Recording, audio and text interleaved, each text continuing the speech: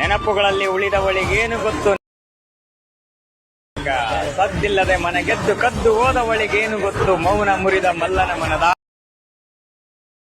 ಆತಂಕ. ಮನೆಗೆದ್ದು ಮಡದಿಯಾಗಿ ಬರುತ್ತೀನಿ ಎಂದವಳು, ಸದ್ದು ಗದ್ದಲವಿಲ್ಲದೆ ಮತ್ತೊಬ್ಬನ ಮಡದಿಯಾಗಿ ಮೆರೆದವಳು.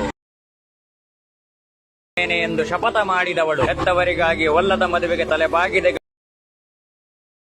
ಅಮರ ಗೀತೆ ಬರೆದವಳು, ಅಮರ ಗೀತೆ ಬರೆದವಳು. ನೆನಪುಗಳಲ್ಲಿ ಉಳಿದವಳಿಗೇನು ಗೊತ್ತು, ಸದ್ದಿಲ್ಲದೆ ಮನೆಗೆದ್ದು ಕದ್ದು ಹೋದವಳಿಗೇನು ಗೊತ್ತು, ಮೌನ ಮುರಿದ ಮಲ್ಲನ ಮನದ